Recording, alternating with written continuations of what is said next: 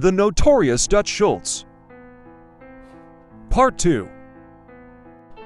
Starting from where we last left off, when the first ambulance arrived, medics determined Landau and Rosenkrantz were the most seriously wounded and needed to be taken immediately to Newark City Hospital. A second ambulance was called to take Schultz and Berman. Berman was unconscious, but Schultz was drifting in and out of lucidity, as police attempted to comfort him and get information. Because the medics had no pain relievers, Schultz was given brandy to relieve his suffering. When a second ambulance finally arrived from Newark City Hospital, Schultz gave an intern in the ambulance $3,000 in cash because he thought he was dying, and said that it was not going to do him any good where he was going. After surgery, when it looked as if Schultz might live, the intern was so worried that Schultz would come back for his cash that he handed in the money. Landau and Rosenkrantz refused to say anything to the police until Schultz had given them permission after he had arrived in the second ambulance. Even then, they provided the police with only minimal information.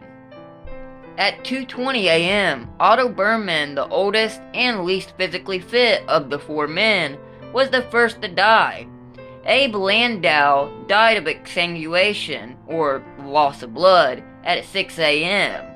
When Rosenkrantz was taken into surgery, the surgeons were so incredulous that Rosenkrantz was still alive despite his blood loss and ballistic trauma that they were unsure how to treat him. He eventually died from his injuries 29 hours after the shooting. Schultz was baptized and received the last rites from a Catholic priest at his request just before he went into surgery.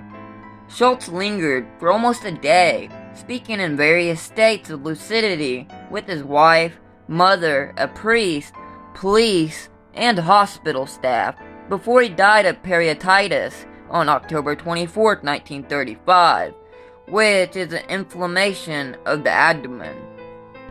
Schultz was permitted interment in the Roman Catholic Gate of Heaven Cemetery in Hawthorne, Westchester County, New York. But at the request of his Orthodox Jewish mother, Schultz's body was draped with a tallit, a traditional Jewish prayer shawl. In 1941, Charles Workman was convicted of killing Schultz. The building that housed the Palace Chop House was torn down in 2008.